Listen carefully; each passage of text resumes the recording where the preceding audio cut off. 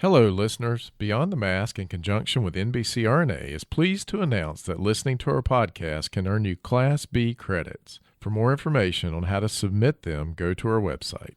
Beyond the Mask is made possible by the team at CRNA Financial Planning. With almost 2 decades of experience, the firm guides CRNAs through the complexities of investing and financial planning. Schedule a free consultation today by calling 855-304-3748 or go online to crnafinancialplanning.com. Now, on with the show.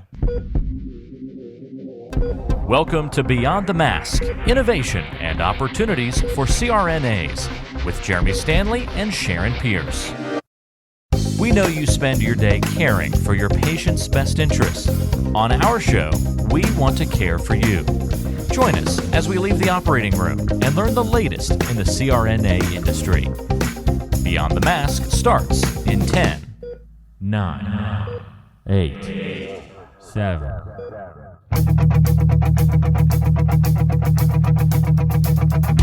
Sharon, welcome to the studio again. I know. I love it in the studio. That's right. for sure. Yeah.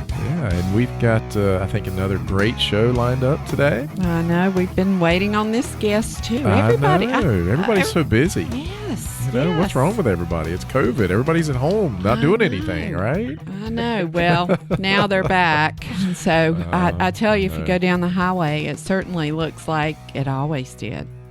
Oh yeah, people are out and about. I don't know whether that's good or bad, but they're out and about, and right they're now, driving crazier than they've ever driven. It seems to me, or was I just not paying attention before?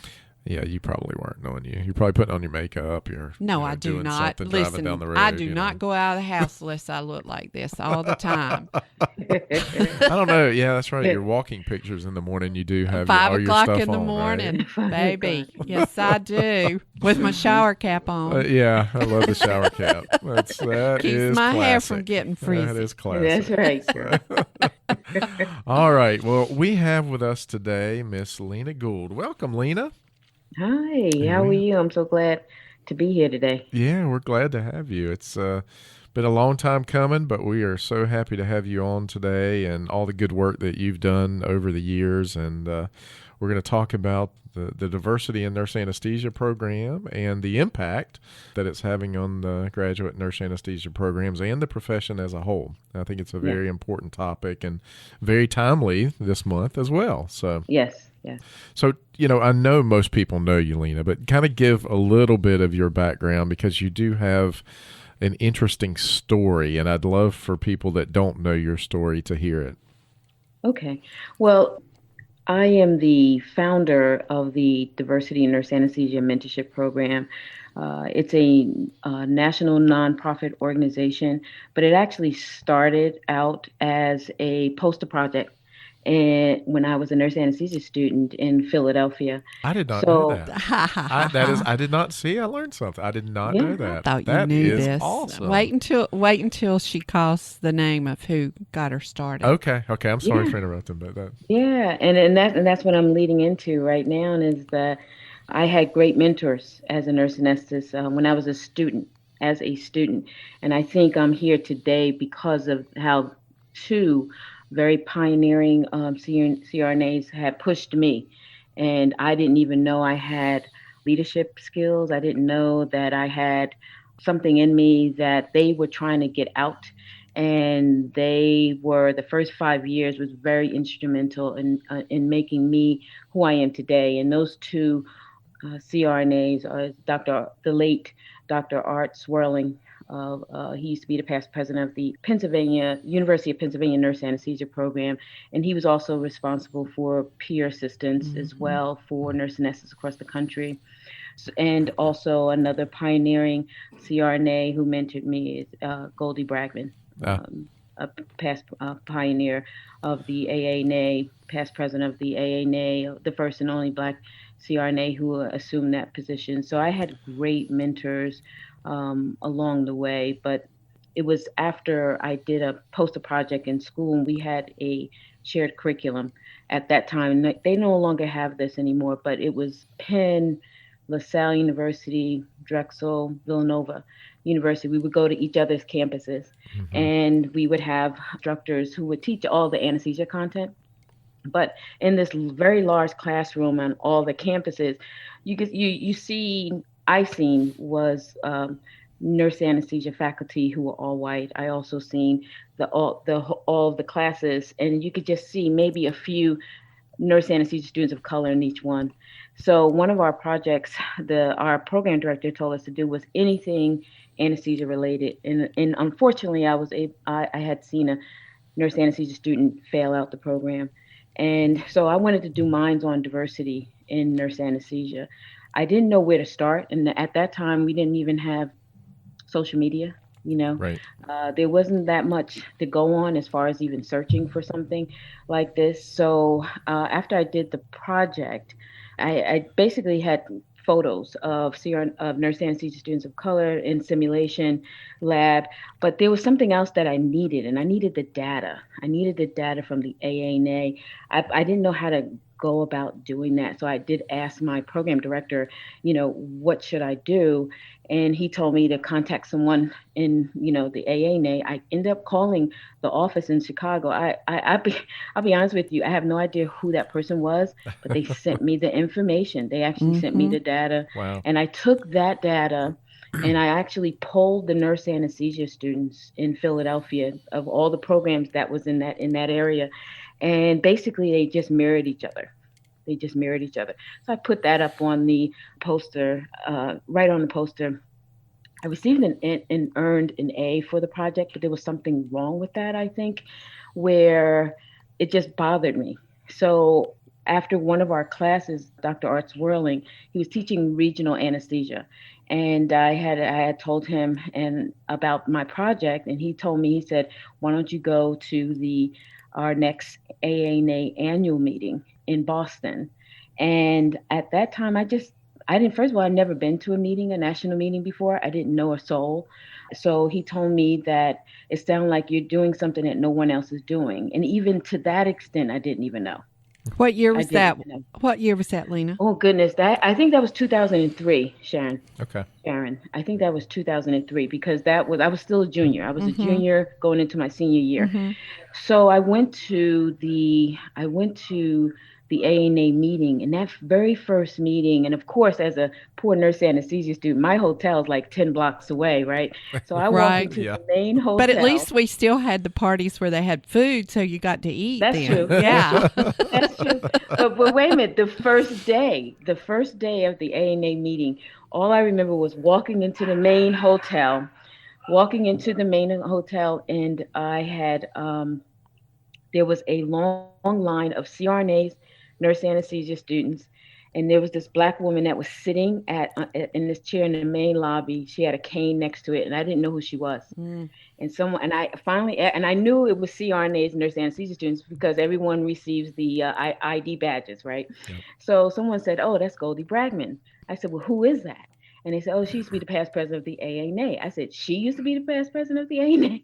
Like, even in class for over almost a year, no one even mentioned her name.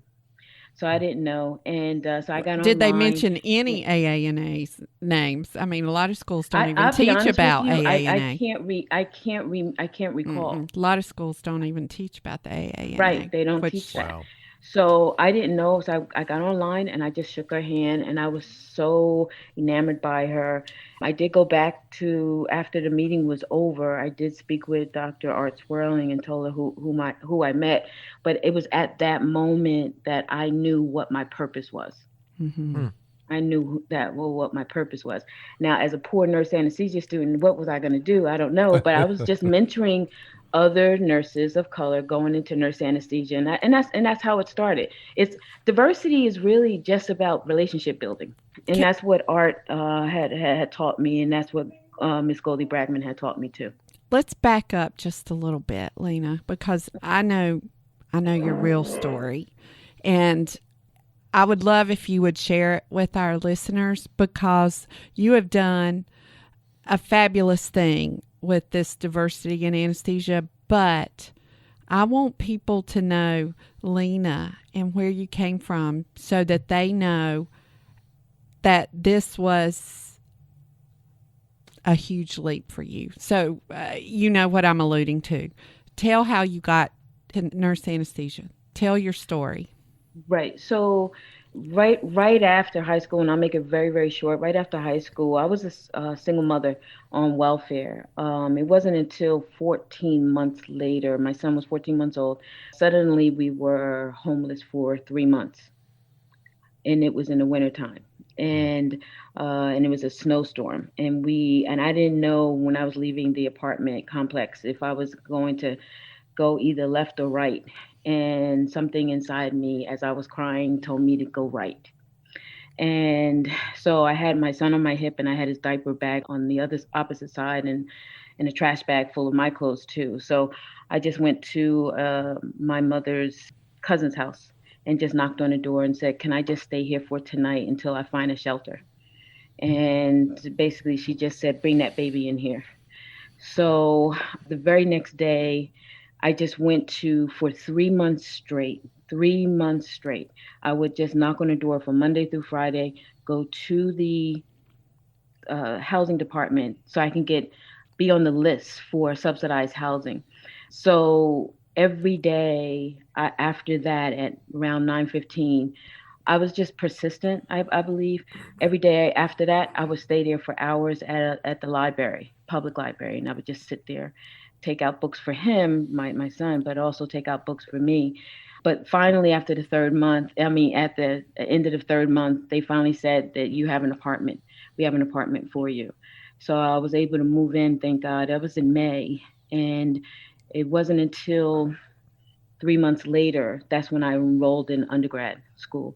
So, just for, by the grace of God, I was able to do that because I knew education was going to save me. I knew education was going to save me, but I wanted to do nursing. I couldn't do nursing at the time because I didn't have a car to go to clinical. So I just became, my first major was in business. I was an accounting major. So I ended up working a year as an auditor in New York City on Park Avenue. And after that, I just decided that I cannot do this anymore. I couldn't do corporate. So I went back to school. I went back to school. I went back to school for nursing. And after that, I never looked back ever since. So, but it wasn't until my first job as an RN, I was an OR nurse. And that's my exposure to nurse anesthesia, because I didn't even know in nursing school. No one told us about that. It's like the biggest secret. Yes, it is. They didn't tell me either. The biggest secret. And it wasn't until, for a couple of years, I was in the OR and there were CRNAs. I would hear their stories about how they got in. And they said, you have to go to critical care nurse. But there was also somebody there too in that OR. There was a chief CRNA, and she was a Black woman. And there was something about her that I seen that I've never seen before. First of all, she was a nurse anesthetist, and she was a chief CRNA at a level 1 trauma center. That was huge for me. That's what I needed to see. You've got to see it to be it, right? Right. So I was finally able to leave. And then, I left and I went from the OR to telemetry, and then I worked in trauma. And then I applied to the nurse anesthesia program at LaSalle University in Philadelphia. And that's where we had the shared curriculum, and that's how I found out about the racial and the ethnic composition from the AANA, put it all in a poster. And then from there, it went from, like I said, from a poster to a regional effort. Now it's a national nonprofit organization. So, my background is something that is very humble. It's something that I will never forget. During the darkest time in my life, someone was able to help me. So that's what I'm doing right now. I appreciate you sharing that, because I want people look at others and think they're golden. Yeah. Right. Dr. Lena Gould, and they just see what is in front of them now. Yeah. But you will make people understand by, in my mind, sharing your story, that anything is possible. Yeah. Because you did it, Yep. So it's possible. So Right. that's the piece that I really love about your whole story. So I hope I didn't put you on the spot, but I know you've no. shared it before, Mhm. but I just wanted our listeners to hear that story. So let's Right. jump forward, and we've moved past all of that. So we want to talk about all of your accomplishments since then, which are numerous, and I'm not sure if we've got enough time on the podcast to get all of these accomplishments in. Let's talk about your HRSA grant that Okay. you had. Right. Well, it wasn't my HRSA grant. It wasn't the Diversity in Nurse Anesthesia Mentorship Program HRSA grant. It was a HRSA grant that the University of Tennessee in Chattanooga, they're the ones that actually wrote for the grant. I was the consultant on that grant. They asked me that back in, I believe it was 2015. And they asked me to be the consultant on this $1 million grant because they wanted to diversify their nurse anesthesia program. I was very excited about that. And included in that budget, we each year for 3 years in a row, we would have the same, it basically my model of what I've been doing anyway, going to the nurse anesthesia programs on the weekends and having information sessions on Saturday, invite 4 nurse anesthesia program directors talk about their program, CRNAs of color from different backgrounds, military CRNAs, owners of anesthesia services, newly credentialed CRNAs, all different types of CRNAs, but they were CRNAs of color primarily. And also I had nurse anesthesia students of color too from different nurse anesthesia programs.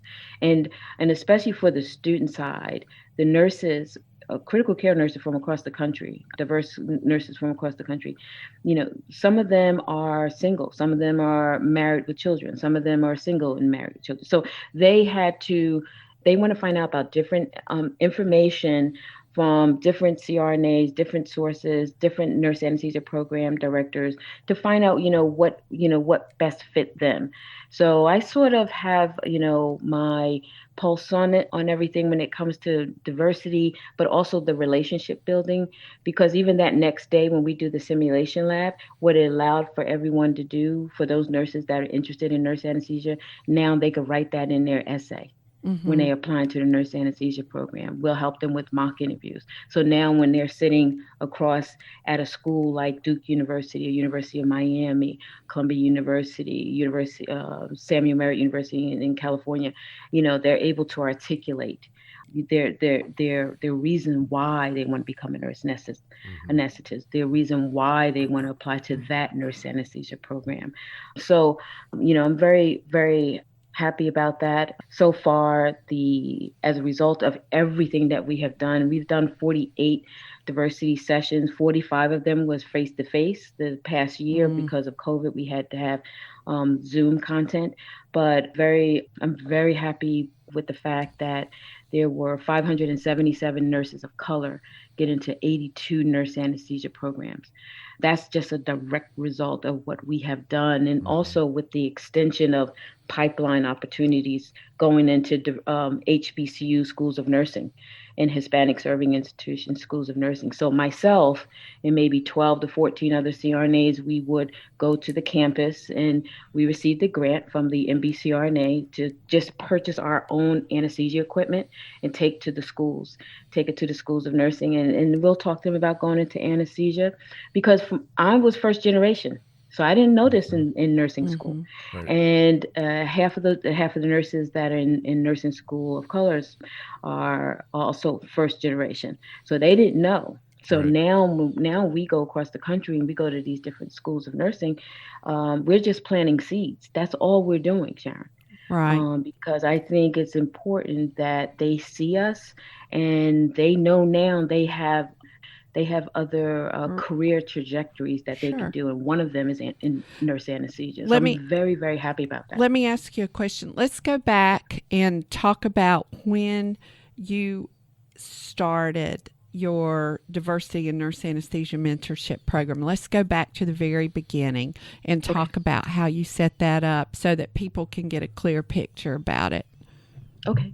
Well, I was a nurse anesthesia student at LaSalle University. After I had this discussion with Dr. Swirling, the nurses, I had asked nurses of color, especially the ones that were just accepted in our program for the next cohort, if I can get permission from the program director, if I can contact them, just meet with them a couple months before they start. Before they start, because that's what's crucial. It's the professional socialization of nurses going into nurse anesthesia before they start. It's not when they start. It's before they start, because you want to make sure that they have the proper information. So what we did was we talked to them about, because they were already accepted, and half of them had children too. So we just got into a circle. It was on a Saturday, and we just went to the school, and we just talked to them about the rigors of the program, exactly what they had to do clinically. We talked to them about how to balance family and finances and things like that. So after that a meeting, for some reason, it was all word of mouth at that point, right? So it was more nurses from Philadelphia that was calling me and say, "Oh, I understand you're giving out information about going into nurse anesthesia. Can you share that with me?" So what I would do is I would have like nurses that come to my house, and I would have pizza parties, because that was the only thing I could afford, right? Yeah. So, and we would just share information. Next thing you know, there was nurses outside of Philadelphia. So there was nurses like in New Jersey that was coming over. And then after I graduated, I knew that there was even more nurses. So I asked Betty Wildgus. You know Betty Wildgus. Oh, love Betty. I love Betty. She's got an amazing daughter too. I mean, yes, she's no amazing. shocker there. Yeah, but so Betty, she was the first one that allowed us to come on campus. Because I needed the space, Sure right? You so did. I needed the space. I couldn't accommodate everybody that wanted to come over. Now these were nurses from Pennsylvania, New York, Maryland, DC, and New York that were coming. So, and I asked Betty Walkus if we could use the auditorium, and she made the arrangements for us to do it. She didn't charge us. All of the food, everything for that day, for lunch and breakfast, continental breakfast, I paid for it because I was working overtime. And it was free. It was free. I was just giving out information. That's all I was doing, giving out information so that they can become competitive applicants in the nurse anesthesia program and understand the rigors of the program, and also network with. Right. So these nurses. were just nurses who were interested at this time. Okay. Right. The ones that you had before were ones who were already accepted, and then you saw the need to get people of color into nurse anesthesia. Did I get that right? But it wasn't until maybe 2 or 3 years later after that. This is after I became a CRNA. I finally said, well, you know, it'd be interesting if we had somebody from the AANA come and speak, right? So I asked, put it this way, I simply me, she says. We is me. We is me. So I went on the AANA website, and I knew that Terry Wicks was going to become. He was coming in as the incoming president. So I simply just went on the website, went on there on the ANA website and seeing his ANA email, and I just emailed him and I said, I would really like to invite you to come to our meeting that we're going to have. And Art Swirling opened it up for us to have it at Pennsylvania Hospital. So he said, he actually responded not even 2 hours later, and said he would love to come. And that was the very first time I had a president of the AANA come. So I was very excited about that. And since then, we've had AANA presidents, past presidents, CEOs from the AANA come to the event. The executive director of NBCRNA, the executive director of Council of Accreditation, because I want the nurses to know that it's not just about being in that operating room, it's about advocacy too. Hey, it's Lena, about advocacy too. Lena, I've got a question. So who told you about nurse anesthesia? Oh, good question. Well, it was when I was right out of nursing school. My first job was as an OR nurse. So I was operating room nurse. Right, you were an OR nurse, I know, but I mean, who? And I guess really what I'm asking, who mentored you or said, "Hey, Lena, this is something you ought to do"? Was there anybody in those years that was instrumental in you going down the nurse anesthesia path? No, just being intrigued by what the nurse anesthetists were doing in the operating room, and also seeing a Black woman as the chief CRNA. Okay. So let me tell you. That right there. Let me ask you this. How many of those CRNAs that you watched did you go back and cuss out later? Because, I can remember when I was an OR nurse, but I knew I wanted to be a CRNA. But I was watching the CRNAs and I thought, man, that's easy. I can do that. Right. And then whenever I got in, I went back to every one of them and I'm like, God, this is hard. You didn't tell me it was going to be. You make it look so easy. Well, think about it. Nurses in the operating room, they just think you're a propofol pusher. Yeah. They think it's nothing to it. It's but easy. I mean, I went and oh my God, y'all did not tell me it was this hard. Yeah. Well, Lena, did any of those people, I mean, who mentored you, I guess is kind of my question. Well, like I said, that first 5 years was very, I've been going on, 16 years now, right? Yeah. So the first 5 years was very crucial of what I was doing. Basically, the first 5 years was laying down the foundation of what I'm doing now because I needed that. I needed that support for myself as a CRNA. So for Art Swirling to continue to be a mentor to me, while I was in the nurse anesthesia program. And then every ANA meeting, because at that time, Goldie Bragman was still coming to the ANA meetings. Right. Yep. So I would just sit down and I would just talk to her and sometimes if I didn't go to a meeting and I would see her and she would be with her family and she was like, we're having lunch. You want to join us? Of course. Am I going to say no to Goldie Bragman? No, I'm not going to say no. So we would sit there and I would just go, oh my gosh. But I do remember the first 5 years, there wasn't another organization. It was for Black nurse anesthetists.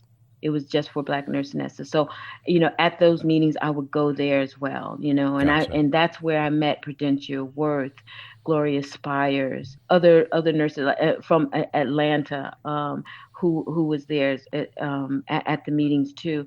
And, I always looked forward going to the ANA meetings because I knew I was going to see more CRNAs that looked like me at that particular meeting. Yeah. So I did have mentors along the way. But that first 5 years was very critical because I'll be honest with you, the first 5 years was difficult too because a lot of people was not feeling diversity. A lot of people, a lot of folks wasn't supportive of diversity. I believe it was what was it? It was Dennis Bless when he did the diversity president. Task Force, right? And we right. did the summit. That's right, and he did the summit, then. Right, and then they added that as one of the core values. So, I mean, that was a critical year too, So, and like I said, a lot of people wasn't supportive of there, and then you had those CRNAs that were, and I had to develop relationships with board members too, ANA board members, right, also. So that was critical. That was very critical in that process. Yeah. I guess because I don't know right off. One, it's kind of a two-pronged approach. One, what are the stats on nurses of color and nurse anesthesia? I think I've heard it before, but I can't remember what it is. And two, why? What are the barriers that keep them out? So for right now, there's 4 million nurses. There's 54,000 or 55,000 now CRNAs in the country, right? Out of that, as an aggregate, only 11% are CRNAs of color. And if you break it down even further, I believe it's like 1.3% Black CRNAs, 2.3% Hispanic. It's that low. The lowest always across the board for nursing is Native American Indians. I believe they're at 0.7%. Right. 0.7%. Wow. So I think the barriers, like I said, I mean, I was first generation college graduate. So for many of us, we didn't know. We just didn't know. A lot of us find out about nurse anesthesia later on in life instead of right out of college and in nursing school. A lot of the other barriers too can be contribute to, again, not having faculty to even encourage you to go into nurse anesthesia. Okay, that also going back to school and then you're giving up your full-time job. Right. You're giving up a full-time Right. salary to go back to school full-time. A lot of folks can't afford that. Depending on what school you go to, the tuition can range from 30 to Absolutely. 40,000 to over 100. So you're taking on considerable debt. Yeah. And you already Absolutely. probably took considerable debt just in undergrad. Right. So that financial sacrifice is very hard. Right. For some people. So especially a first generation. Sure.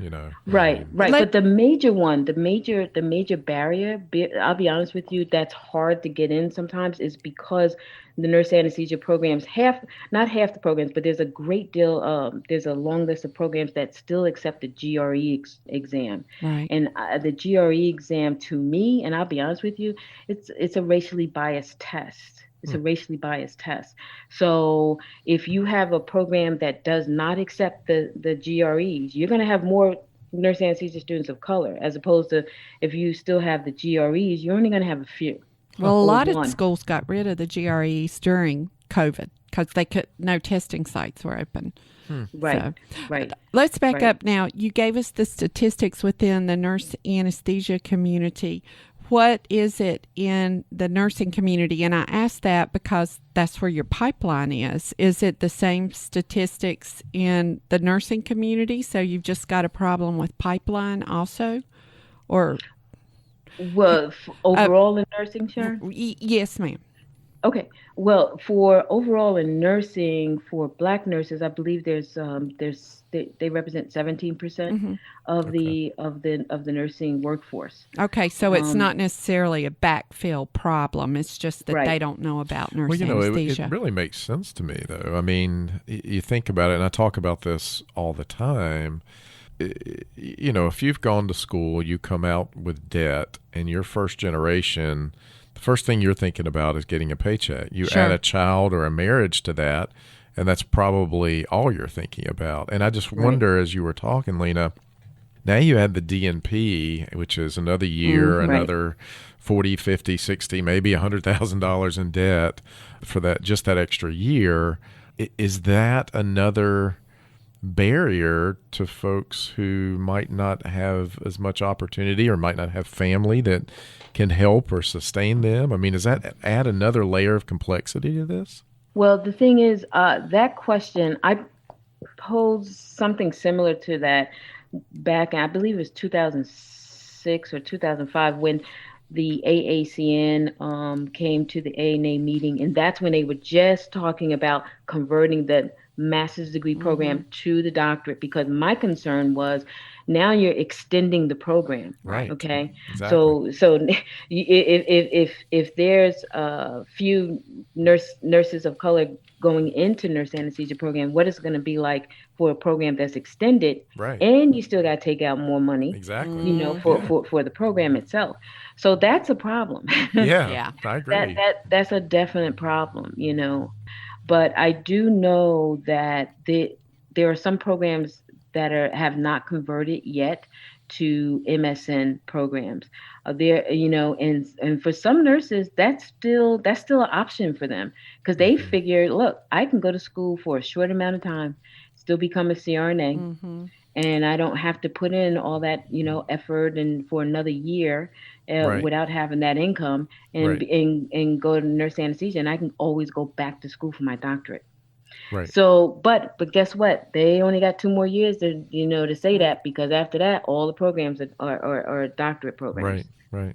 So it's up to you. I think as nurses, we're consumers, so we gotta, you can apply to multiple programs, and then you start looking at the schools and say, okay, this school costs $150,000. Do I want to go here? This one costs $70,000. Do I want to go here? So it depends on now they have options. Right. They have options. Right. Yeah. Yeah. I mean, I, of course, me being on the financial side, I look at it and go, and my daughter is in nursing school and possibly, wants to go to anesthesia school, and she's not going to get out in the 2-year time period, unfortunately. So she's definitely looking at doctorate, but, she's weighing the opportunity between CRNA and, being a PA. Right. And Oh God, we got to talk to her. well, I mean, she wants to be a surgical PA. She wants to do something in the OR. right. But her and I sat down and talked about it. And I said, look, PA school's only additional 2 years. CRNA's 3. And you've got to have, a year of critical care experience, a minimum of a year critical care. So now you're adding 2 years on top of that, along with X amount of dollars. What is your break even? Now, she'll make more money as a CRNA. Sure. But, we had this conversation because now we're blessed and, we can afford to pay for this for her, but it's still something that she's got to think about from a time period. I think there's something you're not factoring in. We're just talking financial. I understand, but 88% of nurse anesthetists would choose to be nurse anesthetists Absolutely. again. Yeah. And I don't know what it is in the PA population, but I bet it's not that. Well, and she just hasn't made up her mind, Sure. Well, she's what young. she wants to do. But she's seen me work with CRNAs. Sarah's a CRNA, and she's been around it pretty much her whole life. So, I mean, there's an interest, definite interest. But let's say that we couldn't afford to pay for school for her. And you're having these conversations, Lena, like I'm thinking that, you're talking about here. That's it can. It can make a difference. It can make a difference. Well, the thing is, too, you do have other options too. So you can go the military route. That's why true. at our diversity CRNA event, we always have someone that That's a either good graduated idea. from a military nurse anesthesia program or a nurse anesthesia student that's already currently enrolled. Okay. So they talk about the financial options about that, where they don't have to their tuition is paid for. They get a stipend every month, and they come out with zero debt. Wow. And the only thing they have to do is just commit maybe 2 to 3 years in the armed services, and that's it, right? So so even when you're talking to your daughter about PA or nurse anesthesia student, yes, the CRNAs will make more money, but there's more opportunities as well, right? So it's not just thinking about going into anesthesia and you're working in a major hospital. I mean, you can go into pain management. You can go, you can do regional anesthesia. You can do specialize in simulation expert. You can do so many other things, OB anesthesia. There's so many different specialties, right? So I think that's what I do. When I'm talking, it's funny, when I'm talking to nurses of color, I talk to them about the opportunities that are out here. I talk to them about the opportunities that are out here for nurse anesthesia. And especially because sometimes in those spaces, you don't see CRNAs of color. And that's what we have to do, is to make sure that we give the proper information that's out here, and that they too know that there are other opportunities that doesn't really necessarily exist for them, but if I give you the information, it's up to you to run with it. I mean, this, I think we could talk about this all day long. And I mean, this is, obviously you're dealing with one subset of diversity here, but there's a lot of different diversity and equity and inclusion. I mean, that, like you said, in 2013, this really wasn't on the radar. And in the last 10 years or so, it's really been brought to the forefront. It's people like you making people aware of the situation, because, if you're a white male or a white female, you just kind of see that life is good. You don't pay attention to that unless someone brings that to your, to your sphere there. So, and I think this is good. It's good for us all to talk about and be able to recognize. I mean, when you said 1.9% or something is 1.3. 1.3 or I mean it's I so had low. no clue. I was like, are you serious? I mean, I mean, it just hits home that there's a problem there. There's something wrong with that. So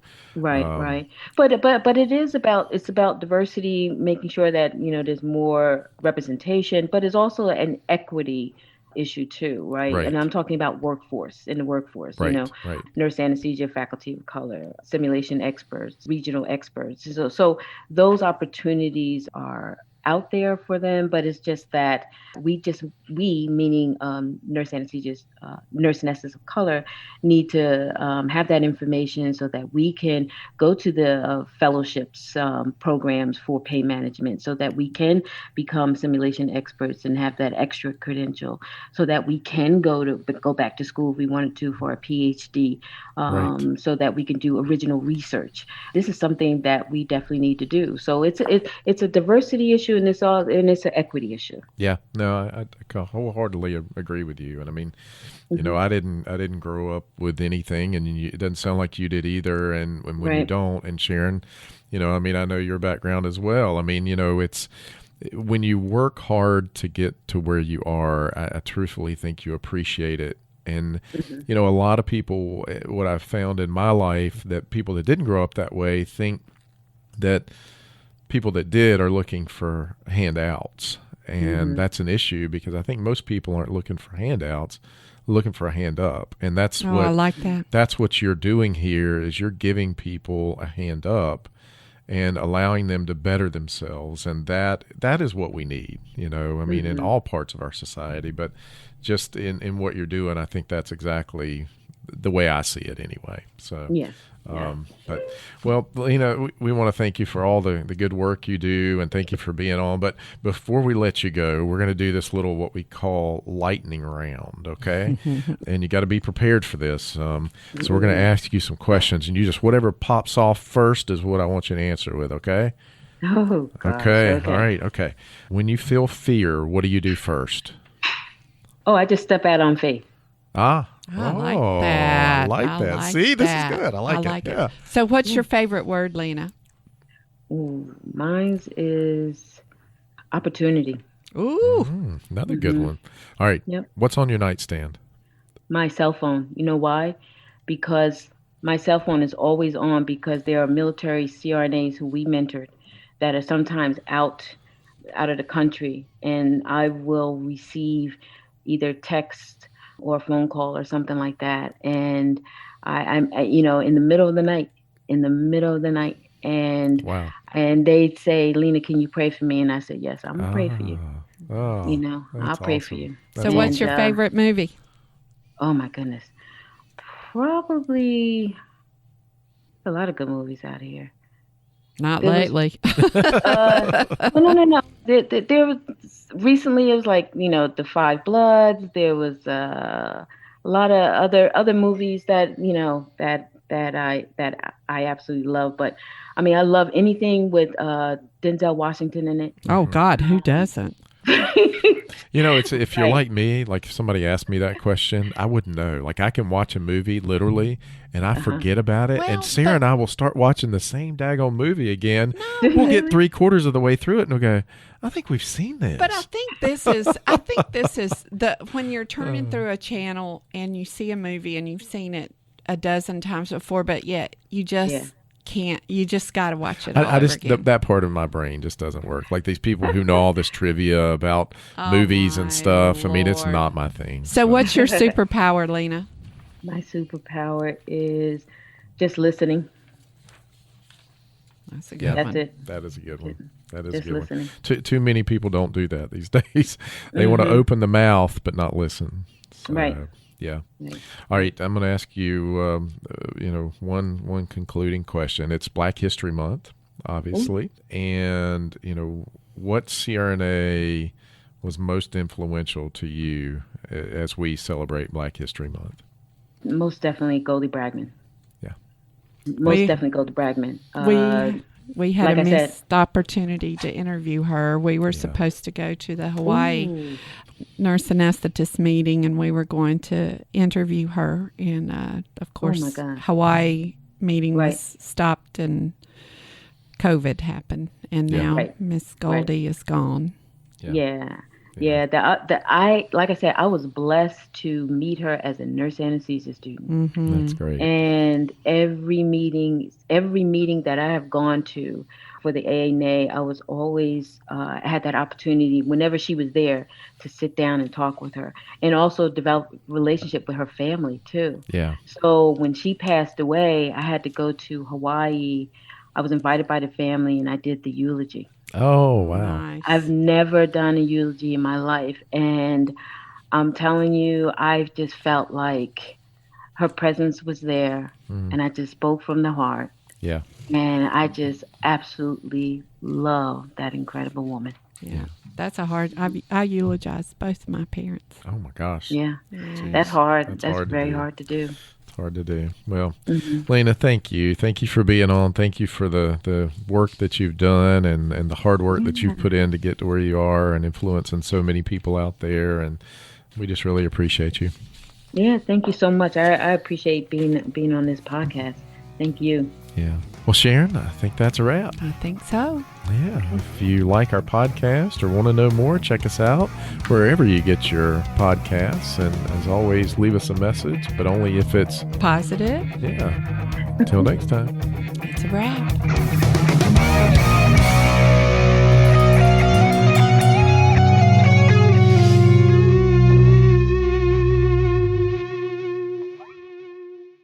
Today's show was made possible by the folks at CRNA Financial Planning, an independent consulting firm that offers financial planning services exclusively to CRNAs and their families. From planning for a child's future college expenses to building a predictable income stream in retirement, the firm is committed to offering you comprehensive financial services, customized to fit your unique needs and objectives. If you have questions about your financial future, get them answered. Call the team at 855-304-3748. That's 855-304-3748. Or go online to crnafinancialplanning.com. And thanks for your support of Beyond the Mask. Hi, this is Jackie Rolls, President of the International Federation of Nurse Anesthetists and President and founder of Our Hearts, Your Hands, a global anesthesia support community that takes donations to allow nurse anesthetists in low and middle income countries to go to educational programs, buy equipment, or textbooks. Your donations are tax deductible, and we would appreciate your support. OSA EMR is a free anesthesia EMR developed by CRNAs that you can download and use on an iPad. Our nonprofit mission is to make sure that solo and small practice CRNAs can digitally record their anesthetics. To learn more, visit osaemr.com to download and consider donating to our cause. Remember, for CRNAs, data is destiny. Like what you're hearing? Be sure to subscribe to the show on Apple Podcasts, Google Podcasts, Spotify, Stitcher, and anywhere you like to listen to shows. Also be sure to check out BeyondTheMaskPodcast.com. Each episode is posted there with a corresponding blog post, and we timestamp important parts of the episode to help you quickly get to the content you're looking for. Also check out the special series section on the site. You can follow along and catch up on the CRNA History Series, episodes specifically about political conversations in the industry, or try the CRNA Personal Finance Series. It's all on BeyondTheMaskPodcast.com. And if you have a question for the show or want to be a guest, or even suggest a particular topic, fill out the contact form on the site or send an email directly to us at info@BeyondTheMaskPodcast.com. And lastly, let's take the conversation social. Check out our Beyond the Mask Podcast Facebook page and Facebook group.